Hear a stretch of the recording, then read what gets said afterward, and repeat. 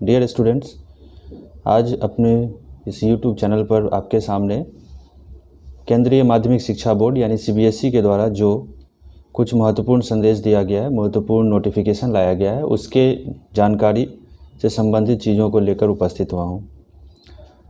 Students, आप ध्यान देंगे, पिछली बार जो 10th और 12th क्लास का एग्ज़ाम हुआ था वो तो पेंडेमिक के कारण स्कूल के असेसमेंट के आधार पर ही रिज़ल्ट हो गया।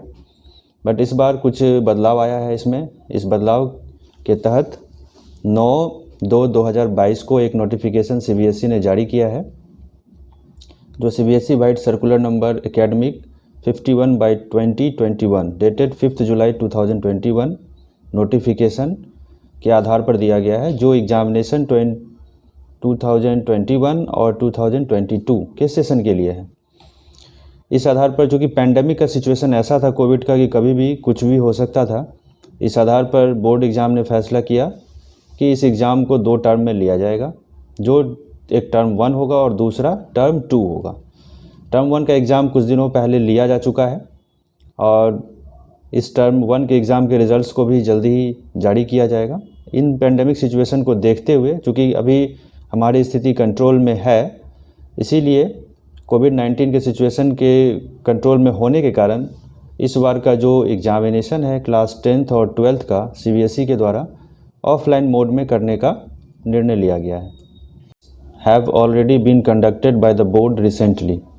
The board, after discussion with the various stake holders and taking into consideration the COVID-19 pandemic situation in the country, has decided to conduct the term 2 examinations in the offline mode as per the following. Term 1 का exam जो already लिया जा चुका है board के द्वारा, लेकिन term 2 के एग्ज़ाम को ऑफलाइन मोड में करने का निर्णय लिया गया है, जिस ऑफलाइन मोड में करने के लिए कुछ गाइडलाइंस दिए गए। Number first, the term 2 theory examination will commence from 26 April 2022, यानी टर्म 2 का एग्जामिनेशन 26 अप्रैल से शुरू होगा। आप सभी बच्चे इसके लिए तैयार हो जाएं। 26 अप्रैल से तैयार होगा और आज हमारा चल रहा है फरवरी, यानी हमारे पास मार्च का और फरवरी का टाइम है और 26 अप्रैल है तो कुछ अप्रैल का भी टाइम है जिसमें हम अपना प्रिपरेशन कर सकते हैं। Point number 2, the pattern of the questions papers will be the same as that of the sample question papers hosted on the board website. अब इस चीज़ को ध्यान से देखेंगे, क्योंकि इस बार के एक साल गैप होने के बाद एक नया एग्जामिनेशन ऑफलाइन मोड में लिया जा रहा है, तो आप सभी बच्चे क्लास 10th और 12th से रिलेटेड सैम्पल क्वेश्चन पेपर पर ज़रूर ध्यान देंगे, जो बोर्ड के वेबसाइट पे होगा और वो आपका एक आधार होगा अपने प्रिपरेशन को करने के लिए, एक अच्छा मार्क्स लाने के लिए, जिसके आधार पर आप प्रिपरेशन कर सकते हैं, एक अच्छा मार्क्स अपने एग्ज़ाम में ला सकते हैं। Number third, the students will appear in the examination from the allotted examination centres as done during the preceding years. जैसे पहले होता था कि स्टूडेंट्स वगैरह को ये अलॉट कर दिया जाता था उसके एडमिट कार्ड पे कि कौन सा एग्जामिनेशन सेंटर उनका होगा, पहले की तरह ही उनका भी एग्जामिनेशन सेंटर दिया जाएगा। उस एग्जामिनेशन सेंटर पर अपीयर होना है और एग्ज़ाम में शामिल होना है।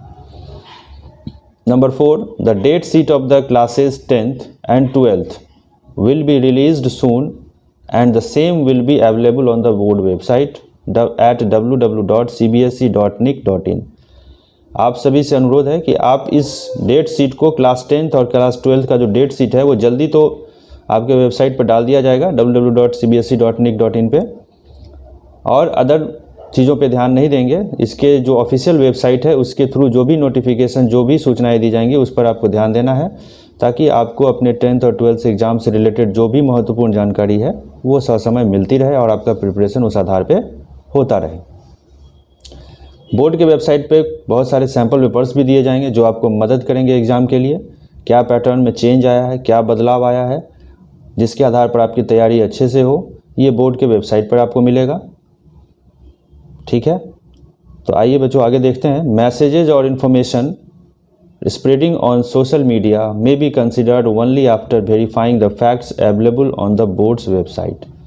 एक चीज़ और पूरे अच्छे तरीके से ध्यान देंगे कि जो भी मैसेज अगर सोशल मीडिया साइट पर, बहुत सारे ऐसे भी डाल दिए जाते हैं, लेकिन सोशल मीडिया साइट पर जो मैसेज आपको दिया जा रहा है उसको बोर्ड के वेबसाइट से ज़रूर वेरीफाई हो लें, और वेरीफाई होने के बाद ही उसको अमल में लाएं। ऐसे नहीं कि अदर मीन्स के सूचनाओं को देख करके घबरा जाएं या कुछ ऐसी चीज़ें आ जाए दिमाग में आपको जो कि वो आपके लिए सही ना हो। इसीलिए बोर्ड के वेबसाइट को ज़रूर रेगुलर फॉलो करते रहें। ये हमारे controller of examination doctor Sanyam Bhardwaj के द्वारा दिया गया है, और इसको आप फॉलो करें जिससे कि आपका एग्जामिनेशन बहुत बेहतर हो। तो इन सभी बातों के साथ मैं आपसे लास्ट में विदा लेना चाहूँगा और आपको एक शुभकामना देना चाहूँगा कि आप अपने आने वाले एग्जामिनेशन के लिए अच्छे से प्रिपेयर हों और आपका एग्जामिनेशन बेहतर हो। धन्यवाद।